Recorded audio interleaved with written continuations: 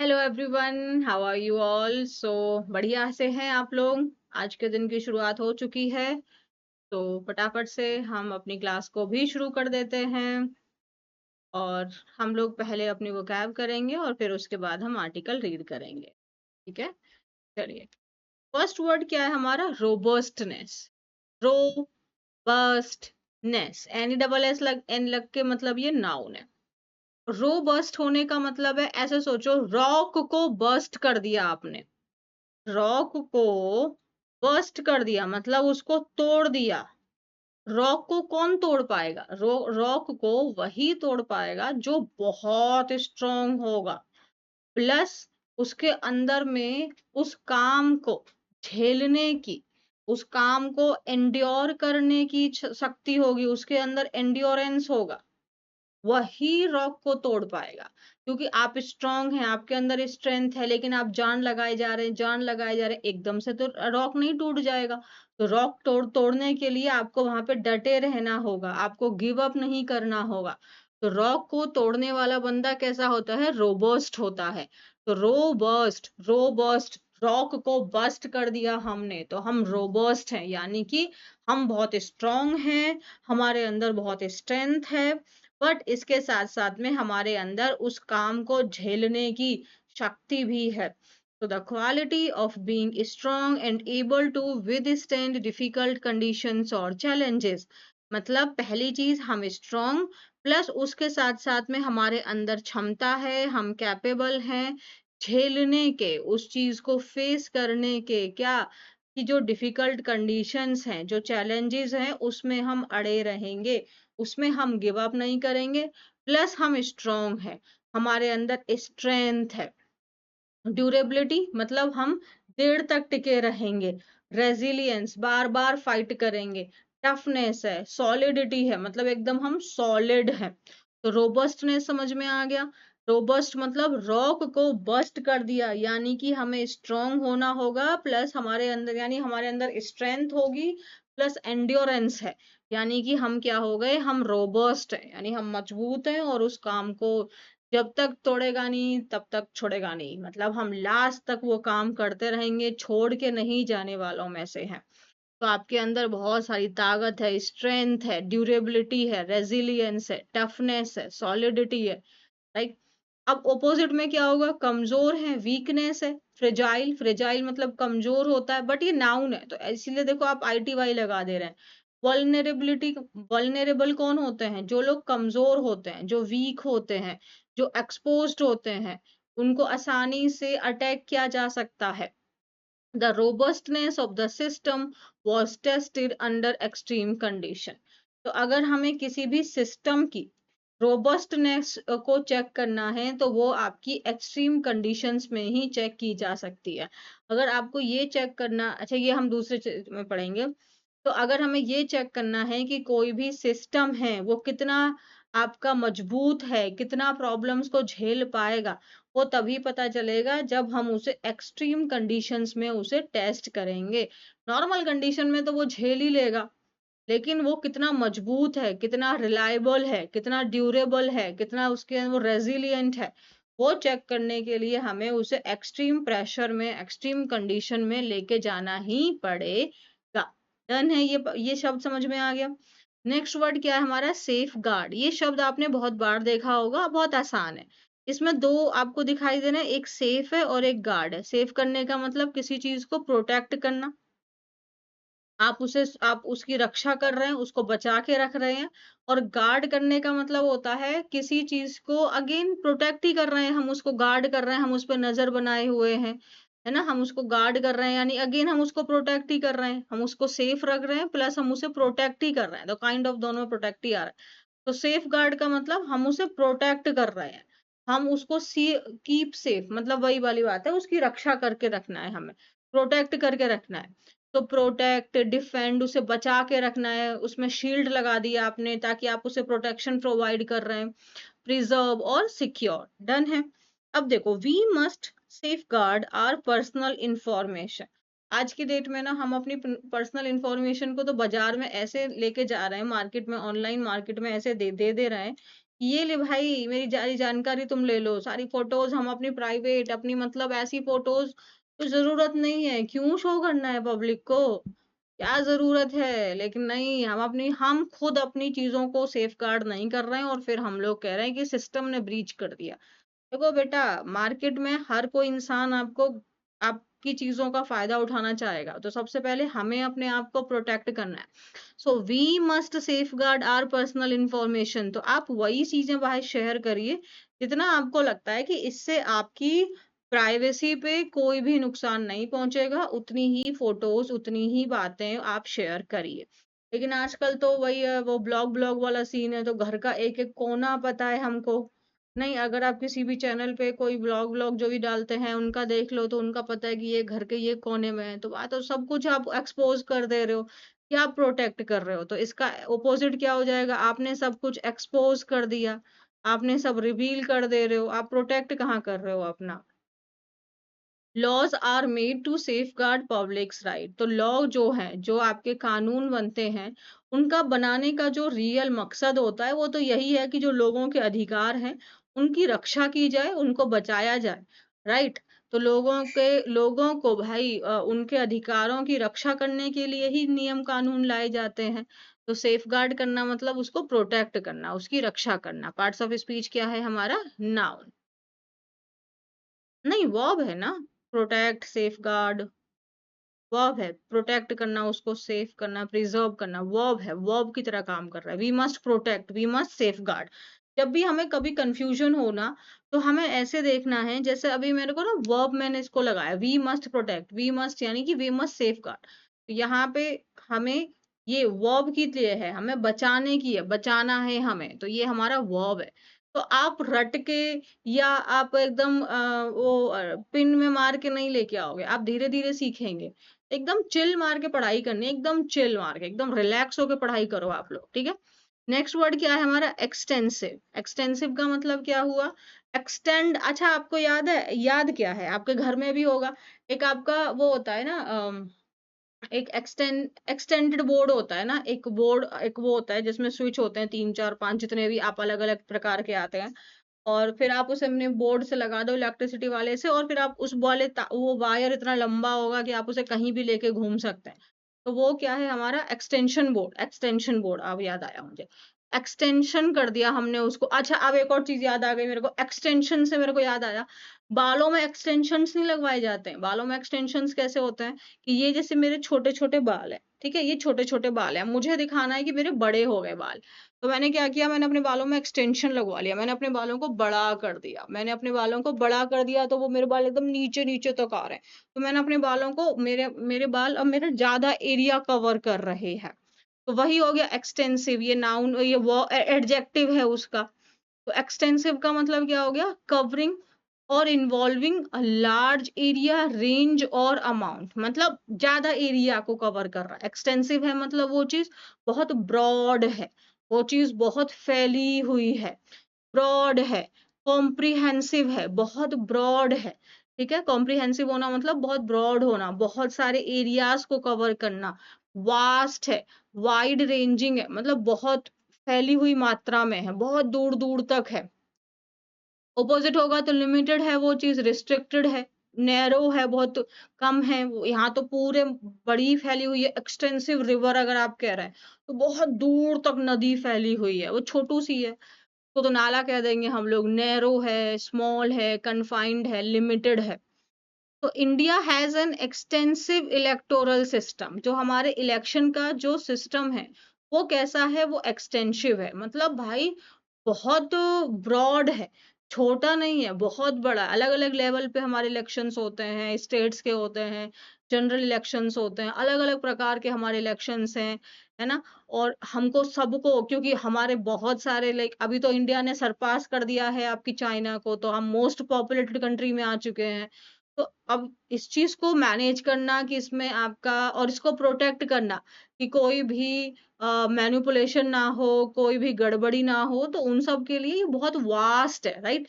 बहुत बड़ा लेवल पे है, छोटू मोटू नहीं है, बहुत बड़े से है ये। डन है।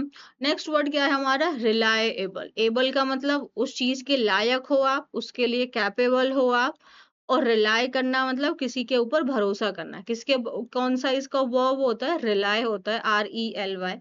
अब हमने वाई को चेंज कर दिया आई में, तो ये बन गया रिलायबल, तो ये हो गया एडजेक्टिव। अगर हम इसका रिलायंस बनाते एडजेक्टिव, रिलायंस, तो रिलायंस तो आपने जानते हैं कंपनी भी है, तो ये हो गया रिलायंस। अब जैसे हमारे मोदी जी कहते हैं हमें आत्मनिर्भर होना है, तो आत्मनिर्भर को क्या बोलेंगे? Self reliance. रिलायंस, अब देखो रिलायबल हो गया जिसपे हम भरोसा कर सकते हैं, रिलाय वर्ब हो गया यानी कि भरोसा। अब भरोसा जिसपे किया जाए, और ये हो गया सेल्फ रिलायंस, मतलब सेल्फ मतलब खुद पे, और खुद पे हमें भरोसा करना है, यानी कि हमें खुद पे ही अपना डिपेंड होना है, तो यानी कि हमें इंडिपेंडेंट होना है। ठीक है? तो रिलाय करना मतलब किसी पे डिपेंड होना, रिलाय करना मतलब किसी पे डिपेंड होना, रिलायबल मतलब वो डिपेंडेबल है, उस पे आप निर्भर कर सकते हो। तो हम अब सेल्फ डिपेंडेबल, अब ऐसे सोचो सेल्फ और रिलायंस का मतलब हो गया डिपेंडेंस, तो सेल्फ डिपेंडेंस यानी कि हम इंडिपेंडेंट हो गए, समझ रहे हो? तो यहाँ से है हमारा ये सेल्फ रिलायंस। तो रिलायबल मतलब समवन और something that can be trusted और डिपेंडेड अपॉन, मतलब भाई कोई भी ऐसा पर्सन हो सकता है या कोई ऐसा सिस्टम हो सकता है, क्लास हो सकती है, ऑर्गेनाइजेशन हो सकती है, जिन पे आप भरोसा कर सकते हैं, जिन पे आप निर्भर कर सकते हैं, यानी वो डिपेंडेबल है, भरोसेमंद है, ट्रस्टवर्दी है, कंसिस्टेंट है, वो वैसा ही रहेगा। ऐसा नहीं है कि मौसम बदले और इंसान भी बदल गया, है ना, प्रॉब्लम आई। अब हमने कहा था कि अगर हमें किसी भी सिस्टम को चेक करना है कि वो रोबस्ट है कि नहीं है, उसको हमें अंडर प्रेशर ही चेक करना पड़ेगा कि वो वहां पे भी वैसा ही परफॉर्म करता है कि नहीं, उसकी कंसिस्टेंसी हमें देखनी पड़ेगी।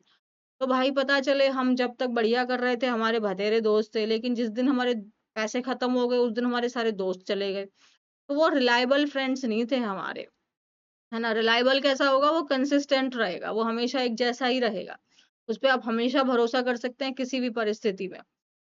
ऑपोजिट क्या है? अनरिलायबल, भरोसेमंद नहीं है वो, अनडिपेंडेबल, आप उसे भरोसा नहीं कर सकते, इनकंसिस्टेंट है, अनट्रस्टवर्दी है, कभी भी पलट जाएगा।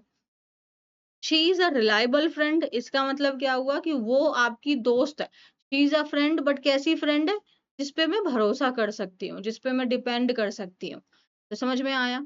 This is a reliable source of information. मान लो आपको कोई जानकारी प्राप्त हुई है, और जैसे न्यूज वालों तो खैर क्या ही पता करते हैं वो ऑथेंटिक है कि नहीं है, बट स्टिल हम मान के चलते हैं कि उन्होंने कहा ओके मेरे को रिलायबल सोर्स से जानकारी पता हुई है, मतलब वो सोर्स यानी कि जो मुझे इंफॉर्मेशन दे रहा है, जो मीडियम है जहां से मुझे वो इंफॉर्मेशन मिली है, वो सोर्स कैसा है? वो रिलायबल है, मतलब हाँ वो मेरे को सही जानकारी देता है, वो गलत जानकारी नहीं देता है, तो वो कैसा सोर्स हो गया? मेरा रिलायबल सोर्स हो गया। टर्न करेक्ट, क्लियर, लर्न हो गया हमको, वेरी गुड। अब आगे बढ़ते हैं। अब देखेंगे US cities sites, not city, city अलग हो गया ना, ऐसे होगा, और फिर हम इसका सिटीज बनाएंगे तो ये बनेगा, तो कंफ्यूजन होना तो नॉर्मल है, बट यहाँ पे ये साइट्स है, साइट्स मतलब कहना, मेंशन करना, साइट करना मतलब कोई चीज को मेंशन किया।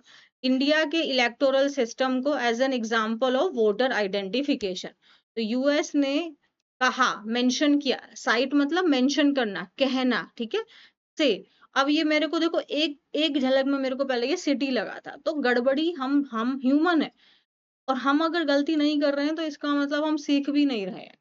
तो यूएस ने मेंशन किया इंडिया के इलेक्टोरल सिस्टम को एक एग्जाम्पल की तरह वोटर आइडेंटिफिकेशन में, भाई हम कैसे, इंडिया का उन्होंने उदाहरण लिया है कि ओके लेट्स सी क्या बातें की है इन्होंने।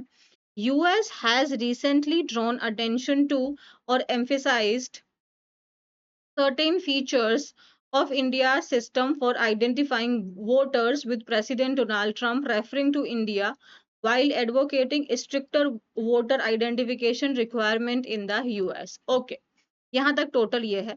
तो यूनाइटेड स्टेट्स में उन्होंने, मतलब आपका अमेरिका ने रिसेंटली ड्रॉन अटेंशन टू करना या फिर उस चीज को एम्फेसाइज करना, ठीक है, तो उन्होंने एम्फेसाइज किया है या लोगों का ध्यान खींचा है, उस चीज को हाईलाइट किया है, क्या भाई? सर्टेन फीचर्स, कुछ ऐसे फीचर्स हैं इंडिया के सिस्टम में फॉर आइडेंटिफाइंग वोटर्स, मतलब उन्होंने हमारे कुछ फीचर्स की बात की है इंडिया का जो आपका इलेक्टोरल सिस्टम है उसमें से, जिसमें आपके जो प्रेसिडेंट डोनाल्ड ट्रंप हैं उन्होंने रेफर किया इंडिया को, जब वो बात कर रहे थे, जब एडवोकेट करना मतलब यहाँ पे सपोर्ट करने से है। तो जब वो ये चाह रहे थे कि आपके यूएस में भी, इन द यूएस मतलब यूएस में भी आपके स्ट्रिक्टर वोटर आइडेंटिफिकेशन रिक्वायरमेंट की ज़रूरत है। तो जब वो ये कह रहे थे, जब वो इस बात को सपोर्ट कर रहे थे कि यूएस के अंदर भी अब हमें ज़रूरत है, जो हमारी वोटर आइडेंटिफिकेशन रिक्वायरमेंट है उसको और स्ट्रिक्ट बनाने की। तो ये बात बोलते हुए उन्होंने क्या मेंशन किया, इंडिया के जो हमारा इलेक्टोरल सिस्टम है उसके कुछ पॉइंट्स को उन्होंने वहां पे एम्फेसाइज किया। ये जो उन्होंने बात बोली है, हिज रिमार्क मतलब उन्होंने जो बोला है, followed a meeting on August 12 between India's chief election commissioner आपके Gyanesh Kumar and US ambassador to India Sergio George. तो ये इन्होंने रिमार्क, फॉलोड अ मीटिंग और उसके बाद में आपकी मीटिंग हुई है आपकी इंडिया के चीफ इलेक्शन कमिश्नर की और वहां के आपके यूएस के एम्बेसडर की, ठीक है। ड्यूरिंग द इंटरेक्शन, इस इंटरेक्शन के दौरान इलेक्शन कमीशन ने भी हाईलाइट किया मतलब एम्फेसाइज किया, हमारे इलेक्शन कमीशन ने the scale of India's electoral system including it extensive use of electoral photo identity card. तो वैसे यूएस में भी उन्होंने हमारे इलेक्टोरल फोटो आइडेंटिटी कार्ड के जो ये फीचर है इसको ज्यादा उन्होंने बोला है कि इंडिया कितनी इतनी बड़ी पॉपुलेशन के होने के बावजूद भी वो किस तरीके से ये काम कर पा रहे हैं, कितना उनका चीज ठीक है, वो हर एक बंदे के पास अपना फोटो है, उसके थ्रू वो आइडेंटिफाई हो रहा है। तो ये फीचर हमको भी ऐड करना है, ऐसा उन्होंने बोला है। तो इस इंटरेक्शन के दौरान जो इलेक्शन कमीशन है उन्होंने हाईलाइट किया है स्केल, स्केल का मतलब कितनी बड़ी मात्रा में हमारे इंडिया का जो इलेक्टोरल सिस्टम है जिसमें भाई एक्सटेंसिव यूज है इलेक्टोरल फोटो आइडेंटिटी कार्ड का।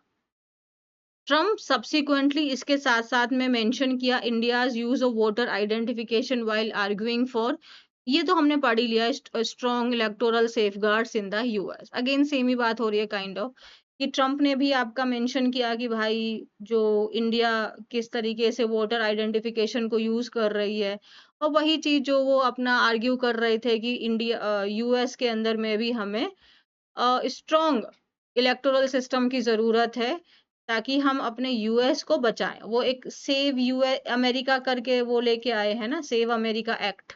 तो उसके थ्रू उस चीज को अपना उसको लागू करवाने के लिए वो इंडिया का उन्होंने उदाहरण दिया है कि जिस तरीके से वो लोग अपने सिटीजन्स को आइडेंटिफाई कर रहे हैं, वहां पे सिर्फ उनके सिटीजन्स ही हैं जो वोट दे पा रहे हैं, तो इस तरीके का प्रोसीजर हमें भी अपनाना है।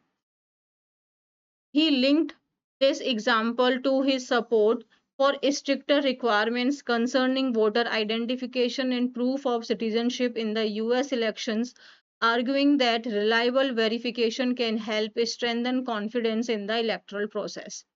तो उन्होंने जो हमारा ये आपका वोटर का जो काम है, जो ये फोटो वाली जो स्पेशली बात है, इस एग्जाम्पल को वो क्यों यूज कर रहे हैं, अपना जो वो आर्ग्यू कर रहे हैं, जो वो उनका पॉइंट है उसको और मजबूत करने के लिए, उसको और सपोर्ट प्रोवाइड करने के लिए, concerning voter identification and proof of citizenship in US, कि यूएस इलेक्शंस में भी वही लोग सिर्फ वोट कर पाए जो वहां के नागरिक हैं। तो इस चीज के लिए हमें और स्ट्रिक्ट एक्शंस लेने की जरूरत है। तो उन्होंने बोला कि हमें एक ऐसे वेरिफिकेशन की जरूरत है जो रिलायबल हो, जो ट्रस्टवर्दी हो, और जो हेल्प कर सके हमारी जो लोगों का जो कॉन्फिडेंस है, जो भरोसा है, उसको और मजबूत करे हमारे इलेक्टोरल प्रोसेस में, हमारे जो पूरा का पूरा जो ये इलेक्शन का प्रोसेस है उसको और मजबूत किया जा सके। तो काइंड ऑफ वो चाहते हैं कि ये लॉ पास हो जाए, ठीक है, वहां पे भी और स्ट्रिक्ट लॉ आए आपके इलेक्शन प्रोसेस के लिए, जिसके लिए वो भारत का उन्होंने एक उदाहरण की तरह उसका इस्तेमाल किया है। The reference was also consistent with an earlier White House position, मतलब the reference, ये जो बात है जो वो इंडिया को रेफर कर रहे हैं, इंडिया को, इंडिया का इस्तेमाल, इंडिया के इलेक्शन सिस्टम का जो ये वोटर आइडेंटिफिकेशन वाला है, ये जो पॉइंट जो वो रेफर कर रहे हैं ये कोई नई चीज नहीं है, ये पहले भी उन्होंने मेंशन किया है। was also consistent मतलब ऐसे पहले भी हो चुका है आपका with an earlier White House position in March 2025 executive order on election integrity, the White House site India and Brazil as examples of countries that use voter identification system linked with biometric database. Biometric database क्या होता है आपका, जिसमें हमारी physical information available होती है, जैसे जो हमारी आइडेंटिफाई कर सकती है लोगों को, जैसे कि उनके फिंगरप्रिंट्स हैं, उनका फेशियल डेटा है, इवन जो हमारा रेटिना है वो हो गया। तो उस चीज को ये ऑलरेडी मेंशन कर चुके थे 2025 में। तो ऐसा नहीं है कि पहली बार इन्होंने भारत के इस प्रोसेस की बात की है, ये पहले भी हो चुका है, वहां पे बात हो चुकी है हमारे बारे में।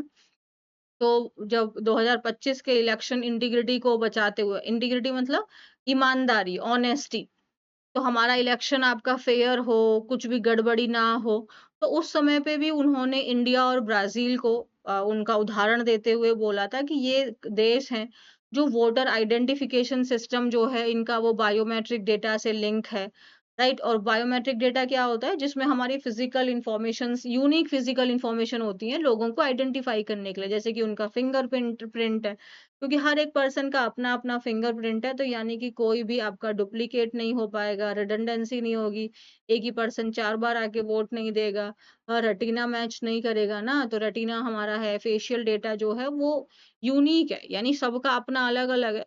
तो ये क्या कर रहा है, हमारे इलेक्शन का जो पूरा प्रोसेस है उसको और उसको और मजबूत कर रहा है, उसको और स्ट्रॉन्ग कर रहा है। तो इसी चीज का इन्होंने उदाहरण की तरह यूज किया था सेफ अमेरिका एक्ट को लागू करवाने के लिए, कि देखिए इस तरीके से इंडिया और ब्राजील में हो रहा है, तो हम लोग ऐसा क्यों नहीं कर सकते हैं।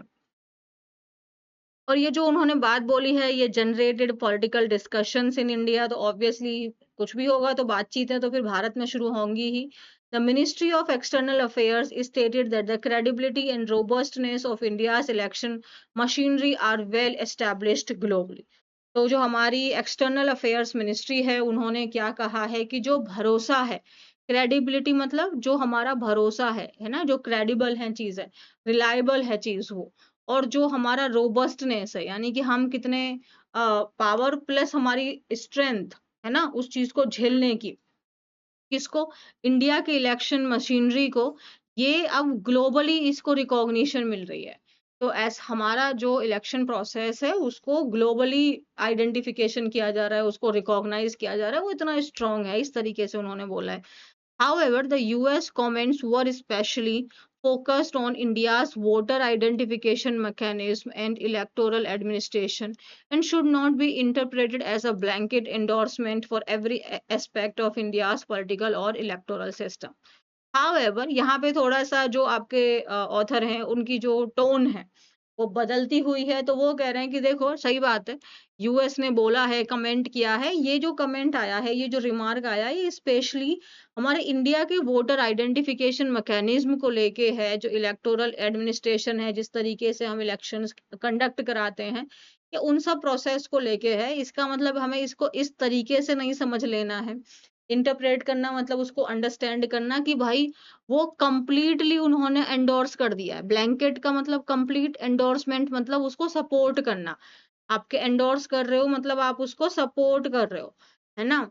कि अब इंडिया के हर एक फीचर को, जो आपका जो पॉलिटिकल हो, इलेक्टोरल सिस्टम हो, वो कंप्लीट को उन्होंने नहीं बोल दिया है। उन्होंने सिर्फ एक पॉइंट बोला है कि भाई इंडिया का जो वोटर आइडेंटिफिकेशन मैकेनिज्म है, जो वहाँ का इलेक्टोरल एडमिनिस्ट्रेशन है, वो बहुत अच्छा है, उसके बारे में बात की है। तो इसको लेके हमें ऐसे नहीं इसको इंटरप्रेट कर लेना है कि भाई उन्होंने इंडिया के हर एक पॉलिटिकल और इलेक्टोरल सिस्टम के ऊपर में ब्रांड एम्बेरसमेंट उसको इंडोर्स कर दिया है कि हाँ एकदम सब कुछ ही करेक्ट है। तो इसको हमें गलत तरीके से नहीं लेना है, ओवर कॉन्फिडेंट नहीं हो जाना है हमें, यहाँ पे ये बोला गया है। Thus, the episode understood the global significance of India's electoral infrastructure. By citing India's voter identification system in its domestic debate, the US brought international attention to the scale and mechanism of India's electoral process while using its experience as a reference point in the discussion on election security and voter verification.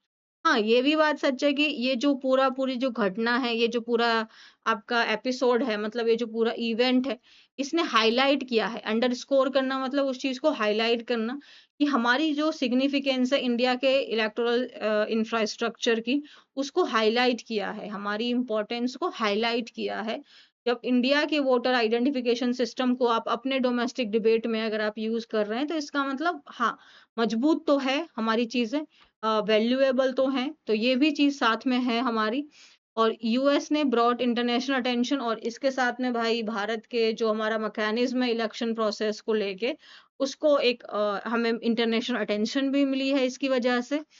और हमको इस तरीके से use भी किया जा रहा है, हमारी हेल्प ली जा रही है कि किस तरीके से हम उनको इस चीजों में गाइड कर सकते हैं। क्योंकि जब मीटिंग हुई थी तब जो हमारे इलेक्शन कमिश्नर हैं, उन्होंने इलेक्शन कमीशन में जो हैं उन्होंने ज्ञानेश, उन्होंने यही बोला था कि how can America like even conduct elections without even having voter identification, their photos and all. So yeah, from there of course we can say कि ये हमारे लिए एक बहुत प्राउड का मूवमेंट है। बट ऐसा नहीं हो गया कि इसी चीज को अब हम लोग बहुत ज्यादा बोस्ट करने लग जाएं। तो यहाँ पे बस हमें मॉडेस्ट रहने के लिए भी बोला गया है। ओके, तो thank you very much. I hope आपने क्लास एंजॉय की होगी, आपने पढ़ाई की होगी। अच्छा आर्टिकल था, और इंटरनेशनल क्या चीजें चल रही हैं, भारत के बारे में क्या बोला जा रहा है, थोड़ा बहुत हम वो भी कवर कर रहे हैं। कल हमने पीएम केयर फंड के बारे में पढ़ा था। आपको पता है, अगर आपको कल की क्लास देखी थी तो मुझे एटलीस्ट आप 50 वर्ड्स के अंदर में पीएम केयर फंड को समराइज करके कमेंट कर देना कि what is PM care fund, ये कब इस्टेब्लिश हुआ था, इसका पर्पस क्या है, प्रेजेंट में इसमें कितना हमारा रिजर्व है, कितना अमाउंट है, और इस ईयर में पर्टिकुलरली एक और क्वेश्चन है कि ये आपके सर्च के ऊपर मैंने दे दिया है सिर्फ एक वाला, कि इस ईयर में हमारा मतलब टोटल कितना है, ये अलग बात हो गई, और इस ईयर में कितना पैसा आया उस पीएम केयर फंड में, वो आपको बताना है। और इस ईयर में कितना खर्चा हुआ उस पीएम केयर फंड से, ये आपको उस अपने पैसेज के अंदर में मेंशन करना है। ठीक है, मिलते हैं अगली क्लास में। Bye everybody, take care. और ये जो आर्टिकल अगर आपको सेल्फ रीड करना है तो वो इस टेलीग्राम चैनल से आपको मिल जाएगा। ठीक है, बाय।